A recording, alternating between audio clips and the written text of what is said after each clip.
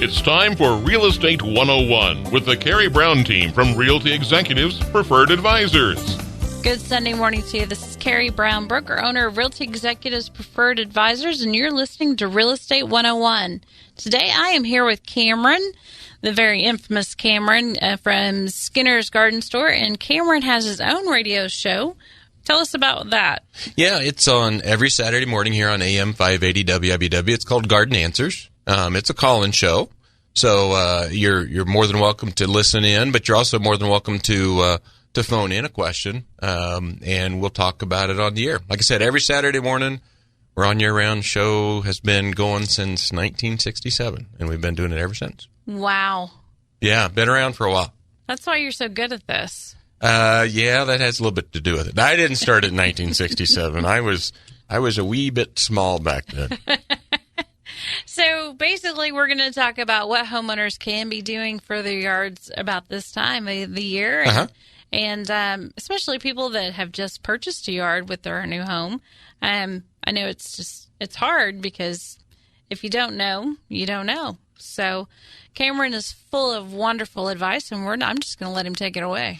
Well, the first thing you need to do is kind of just assess what you have, and like you said, if you don't know what you have, or you don't know what to do with what you have, it can be kind of a daunting process. Don't expect to be an expert overnight, and don't expect it just to be amazing the next day, but just start by learning what you have, and tap into resources. You can come out and visit us at our store. You can call into Garden Answers and ask questions. We do a newsletter that people could subscribe to that talks about a lot of timely issues and things that are going on, and that might help. We also offer consulting services where we can walk through the yard or the landscape and say, hey, this is a so-and-such, and that's a so-and-such, and this, probably ought to be cut back every spring, and this you can just leave alone, and this is a weed or it's a volunteer, and you really probably ought to get that out of there. And just answer some questions, because that a lot of times I don't know what I have. I don't know where to begin. So at least that kind of gets the ball rolling. And then from that point, you start working on developing things. Just like, inside the home, when you move in, you decide, okay, we're going to repaint this bedroom, and we're going to knock out this wall and expand here, and, do some different things. You kind of start to figure out those ideas for the outside as well. I know in our yard we have a pretty massive set of flower beds. There are like 8 of them. And we clearly didn't do the right thing because we have weeds and not a lot of time. What do you suggest to people to kind of keep the weed issues down? Sure. Well, okay. So first of all, the answer to that in our landscape situations is to do a variety of things. One would be to get them planted correctly to begin with. 2 would be to mulch things well. 3 might be utilize some pre-emergent herbicide products to kind of assist you in keeping weed growth down. But that all kind of goes back. It all kind of starts with the first part, planning things out correctly, and then goes back to what I said before. If you don't really understand what you're doing, and like I said, why would you? I mean, if you've never done it before, try to learn a little bit. And I look up plenty of things on the internet, just like everybody does. But I would just caution you, you're going to get a lot of misinformation on the internet relative to particularly lawn and garden things, but probably most things you search. And so you've got to be really careful what you're reading, because a lot of information maybe is just flat out wrong. A lot of it is very regional specific. So what works in Florida maybe is not what we do in Kansas, which is maybe not what happens in the Pacific Northwest. Just get your information. We love talking with folks, and we encourage people to visit with us. I just did a recent article in our newsletter talking about the fact that like lawn projects, there's certain steps you really need to follow or understand to have a really successful maybe lawn seeding project or lawn renovation project. If you don't do those things, if you didn't take the time to learn those things, you can still accomplish the project, but chances are the success is going to be much, much less. or there's going to be some failure down the road or some issues down the road that you're going to be dealing with. And my point in the article is that you're going to spend a certain amount of time, effort, and money to do whatever it is you're going to do. You might as well figure out the way to do it right to begin with, because if not, then it takes twice as much time dealing with the problems down the road, kind of like a remodeling project, you know. Oh, I didn't know we were supposed to do that with the wiring, so you're tearing the walls apart and, you know, redoing everything. You know, just finding some things out. And really, at the end of the day, it's not that, most things aren't that complicated. I mean, it's gardening. It's not rocket science, but it's not just common everyday knowledge anymore. I mean, a lot of people, it's a learned art, learned hobby, learned activity. So if we'd have done it right the first time, do you put down weed mat, or what do you suggest about things like that? Okay, so you said flower beds. So to me, that means it's something that you plant periodically every year, or like perennials where they come back all the time. Well, we had Skinners come out and tell us what perennials we needed. So there's really only one flower bed that we plant that is an annual. Well, in most situations, my preference is to mulch things. And if I'm using mulch, I'm never using landscape fabric. Okay? For a couple reasons. One, the whole benefit of mulch is that it is a pretty good weed protection, but it's also organic matter that's real beneficial for the plant. And you want the plant to be able to interact with that mulch layer, and you want the soil to touch it, and you want roots to grow up into it, and you want it to decompose and add organic matter to that soil. It really changes the dynamics of things, and laying down that fabric between the two walls that off and eliminates that from happening. You'll still get mulch decomposing over time, so you start to build up the soil layer on top of your fabric, which grows wonderful weeds. So if you're not maintaining a good thick layer of mulch, eventually you still have a lot of weed growth. You got fabric to deal with, and it's just a nightmare. If you're putting down landscape gravel, you need to have something to separate the soil from the gravel, or gravel kind of disappears and you get lots of weed growth. That's what fabric's for. So I would always start off with just a good layer of mulch. We talk about 2 or 3 inches of coarse wood mulch. I don't care what kind you use. That's kind of like picking a paint color. That's your choice, not mine. But just use something and then maintain it. So as it wears thinner, add a little bit more. Top dressing isn't just about the color. It's about actually maintaining a couple, 2-3 inches of coarse mulch. And yeah, you will still get some weed growth. You're going to get some, but it cuts way, way, way down. Having plants planted thick enough that they kind of shade things out is to your advantage, because that eliminates the potential room for a lot of stuff to grow.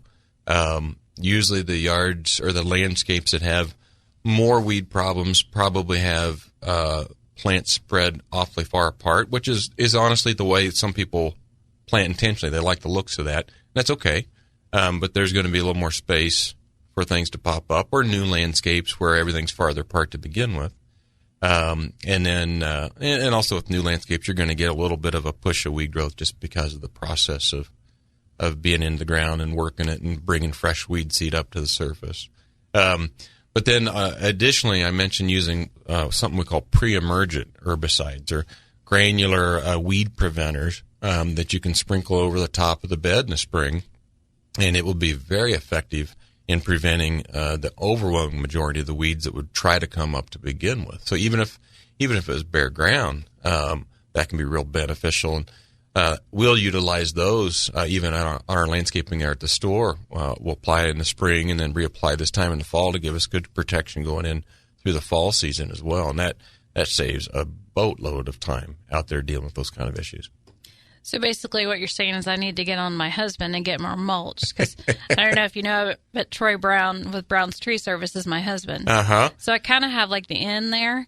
So somebody's slacking. Yeah, you tell them just to load that pickup up at the end of the day and bring it home. No kidding. And then we need the herbicide stuff. Okay, so let's go into, leaves are going to be falling and we're going to be headed into winter. What things could be planted right now and what things should be taken care of? Yeah, well, here's the great thing about this time of the year. Besides the weather being a little bit nicer and, getting through the summer heat, although the last couple of days it's kind of felt confused. Like it starts off really nice, and then by afternoon you're like, what's going on? But, it's just the weather's nicer and, things have greened back up. And, here within the next month, we're going to start to see significant fall color. It's just a really pretty time of the year. But from a gardening, from a landscaping point of view, from a planting point of view, this is just about the prime time to plant everything. We definitely want to get grass seed planted this time of year. This would be our number one target date range. Trees and shrubs and grasses and perennials. I mean, things are just going to transplant very, very well right now because we're coming out of summertime. Soil temperatures are still very, very warm, and our root activity is, generally speaking, driven by by soil temperature. So if we think about it, fall planting, we've got nice warm soils. Oftentimes there's moisture. Sometimes there's excessive moisture like last week. But there's decent root moisture, or soil moisture. So when we plant, just the care afterwards is usually a little simpler. We've got quick root growth, which means more rapid establishment. Conversely, springtime, another good planting season. But we're coming out of winter. Soils have been frozen. Now they're starting to thaw out. So they're still really cold. So we don't get much root growth for quite a while, but we're heading into warmer temperatures, so the tops on plants start to grow and leaf out, which requires water to support, which requires roots to take it up, but the roots really haven't grown much, so we're still using that same little root system that got transplanted. So watering is even more critical. I mean, it's something you're going to be doing more frequently, so fall planting is just easier. And then here's the big plus. The toughest season to get your first plantings or your plantings through that first year is the summer when it's hot and when it's dry, not the wintertime. They're all sleeping through the wintertime. That's pretty easy. See, I've been doing it all wrong. Most people do. Honestly, most people will tend to plant springtime thinking that's the only time you can plant. And you can. I mean, don't get me wrong, you can. But for almost everything, that's hardy. I mean, obviously, you don't want to set your tomatoes out in September. They're not going to last very long. But for things that are hardy, that survive winter temperatures that come back the next year, just almost across the board, fall is the best time to plant. Easiest, simplest, most successful. So whenever it comes to plants, I know just speaking from the real estate side and being through several foundation inspections, educate people on where they should plant trees because it shouldn't be close to your house. Yeah, well, so where you plant a tree obviously is going to depend a lot on what you're wanting or what your comfort level is on certain things. But, I mean, just think about how big it's going to get. That's, I guess, the main message I would want to send home. It's going to get big, and the root system's going to get bigger. On average, and this is just an average, but on average, when we look at a big shade tree, the rule of thumb is that root system spreads 2 to 3 times the spread of the canopy and probably exists about 12 or 18 inches deep. So the root system on most trees is relatively shallow, the majority of it, but it goes out a long, long ways, okay? Which means I don't care where you're planting it, chances are roots are going to be someplace in the yard. I mean, most yards aren't massive, and you think about a 60, 80-foot tall tree with a 80-foot spread. That means roots are growing out there, a couple 100 feet plus. So it's probably all over the place. You don't want something that big, that close to the house. I mean, I wouldn't. I mean, I've seen it. It can be pretty, but that tree gets big, and I'm sure you can. Your husband can confirm it. It's very difficult dealing with big trees hanging over a house, and sometimes they're out there because the limb came out and crashed through the roof, and the homeowner doesn't really like that situation so well. And we have pictures. Yeah, I bet you do. And sometimes it's maybe the fear that that's going to happen too, and then obviously that's probably a fairly expensive kind of situation to deal with as well because of the logistics of trying to remove that tree or remove portions of that tree with that big obstacle. So, planting farther out, rule of thumb, I usually I'm looking 30 foot or so, but it could be more, it could be less depending on the type of the tree. Also looking at power lines. That's a huge one too.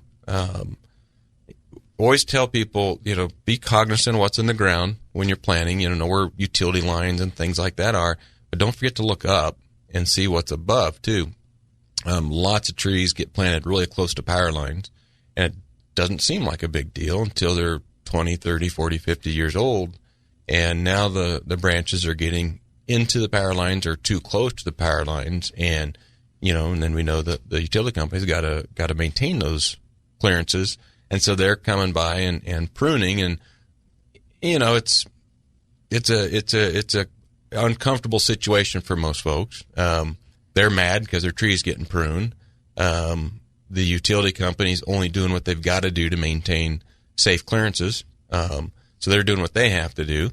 And it's your tree growing into their lines that they have to maintain. So, really the fault lies on whoever chose to plant the tree in the spot to begin with. So watch those kind of things, and don't get into a situation where you plant them there, and if they've had to come in and take trees out because they were too close or maybe they looked horrible once they got trimmed, don't go right back in there and plant something else that's going to get big, because same thing's going to happen. Just choose appropriately. Plant a smaller tree, something that doesn't get as big. Plant something that doesn't spread as much. Move trees a little bit closer to the house if there's room.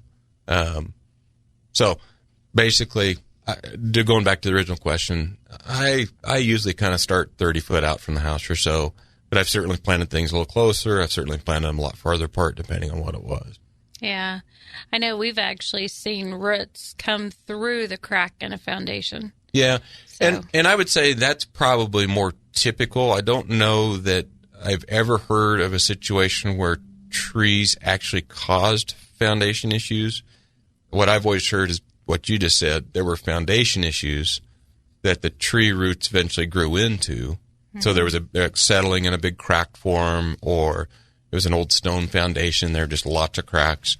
And then at that point in time, maybe the tree roots maybe make it a little bit worse, or maybe just make it noticeable. I think a lot of times the tree roots are probably getting blamed for something that they really didn't do or didn't have anything to do with.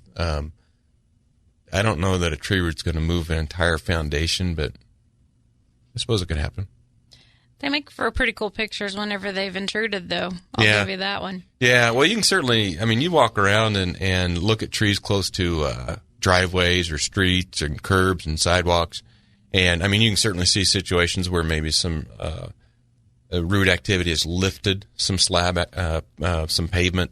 But then you can also see all kinds of examples of roots just kind of engulfing those same obstructions, because it's just an obstacle. They just kind of ooze around. They don't really pick it up and move it. So it can go either way, I think.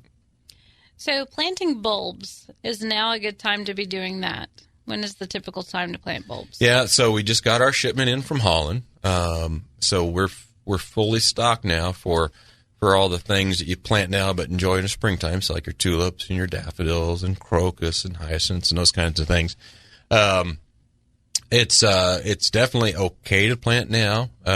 If I were picking a target range, I'd say it's probably a little bit early to be setting things out.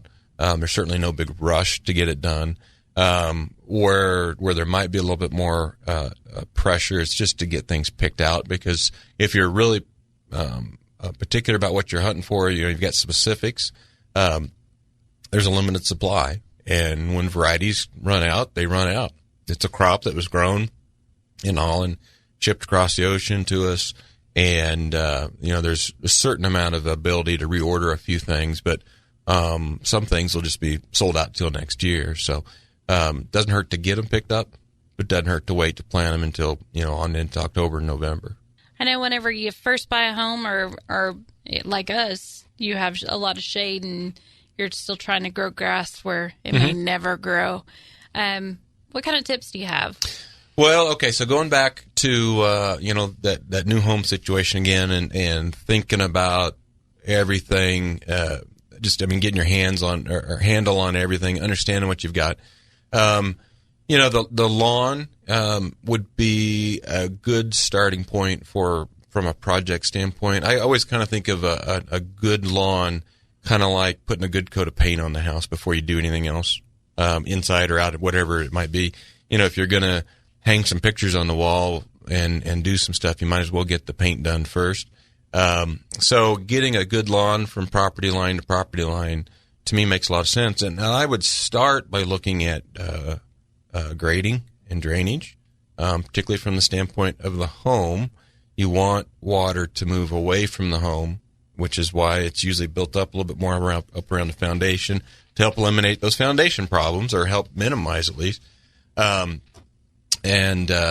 then you want to make sure that the water then drains away and has some place to go too.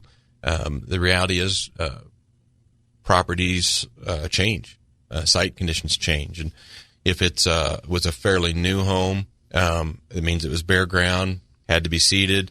More than likely, there was some erosion during that process, and soil from farther up got washed into the low spots, and so your low spots start building up a little bit, and the high spots start working down a little bit.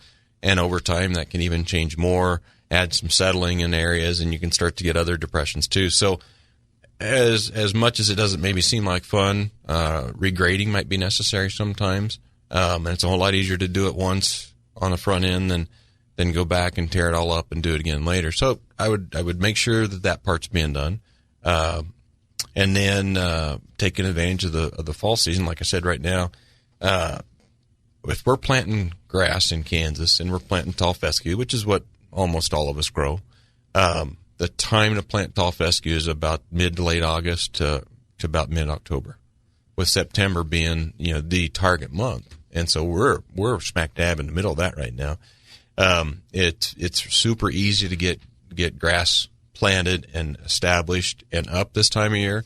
You'll have plenty of time to get established before winter. It has the chance to grow that all next spring before summertime gets here, which is the tough one to get through here. Again, summers are a lot tougher than the winters.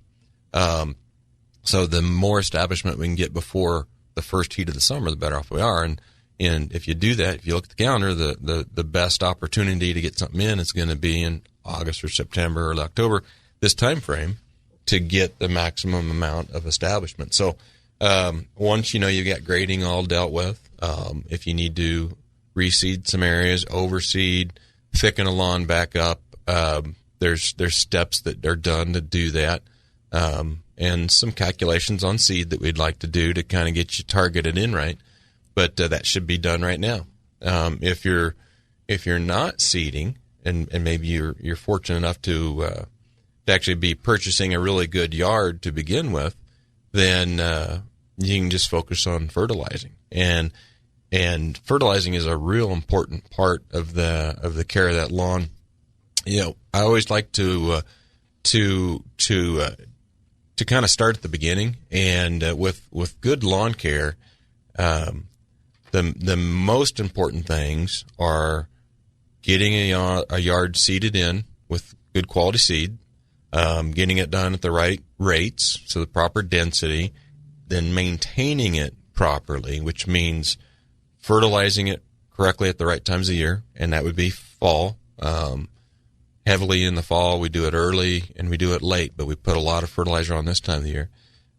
Mowing it properly, which means on a regular interval at the right height. You don't mow it down super short. You don't let it get real tall and cut a lot off. And you do those kind of things, and you'll find that weed problems start to become a much smaller issue. You find that loss of turf, spots dying out, tend to be less of an issue. The overall lawn just is going to be more simple to take care of, and less expensive. So, real quick, we have some people that need lawns that go with these type of houses. We need something that's updated, larger lot, 3-bedroom, 2-bath, fenced yard, deck, basement could be unfinished, Siemens, Shawnee Heights, Washburn Rural, any of those areas, preferably under $165,000. Newer construction after 2010, Indian Hills area up to $300,000, must face north or east. We have also got a buyer that is looking for a home on 2 acres, somewhere around $150,000. So if you have a home that fits those criterias, we have buyers that would love to take care of your lawn for themselves. So Cameron, what things should we close with that you feel like homeowners should be looking at right now? Well, I'll just hit on again that fall is the best time of the year to plant. So if you've got anything you've been putting off and thinking about doing, just take advantage of it. Like I said, if you've got a lawn, things look pretty bad after this summer with the crazy amount of rain we had last May, and then it just switched from kind of cold and wet to hot and dry overnight. And then that kind of went back and forth like that a couple times. Maybe not so cold, but we'd get rain, and then we wouldn't get rain, and then we'd get a bunch. And yards were looking pretty rough this fall. And still a lot of yards look pretty rough. And there's a lot of yards that have a whole lot more crabgrass than they've got actual grass, it seems like. So, unfortunately, the reality is occasionally you have to overseed. Our fescues don't spread. So they have to be filled back in with fresh seed. So take advantage of this time of year. Get your seeding done. Take advantage of the fact that grass is going to respond really, really well with fertilizer. So get that down. And then be thinking about all the other things that you've been wanting to do. We've been thinking about setting out a tree. We've been thinking about adding a few bushes around the house or a few things over here for some privacy or to provide a little bit of a windbreak. And let's get those things planted because, boy, now's the easy time to get it done. So tell everybody where you're at and where they can find you online and how to get a hold of you. Sure. Skinner Garden Store. We're located right here in Topeka over on the northwest corner of town. We're at the intersection of Highway 75 and Lower Silver Lake Road. That's just north of the Kansas River on 75 Highway. A lot of people may have spent some time at the Sunflower Soccer Fields. That's just across the highway from us. We're open 7 days a week. They can find us on the internet at www.skinnergardenstore.com, and there's links on that web page to sign up for our newsletter. It's called The Dirt, fun little name, and you can link on that and check things out. I mentioned we talked about the radio program every Saturday morning here on AM 580 WIBW. It's called Garden Answers. And I will be in the studio from 8 until 9, live most of the time, and taking phone calls if you've got something you want to talk about. Otherwise, I'll hit on what I would deem fairly timely kind of material. So trying to talk about, what's going on with this and that. Hey, we've seen this problem. You need to be watching out for it. So always offering that opportunity to call in and talk or just listen in.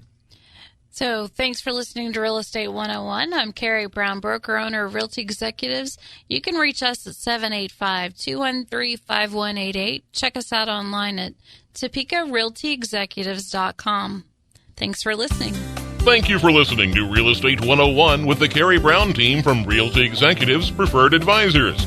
Tune in again next Sunday at 11 o'clock for Real Estate 101.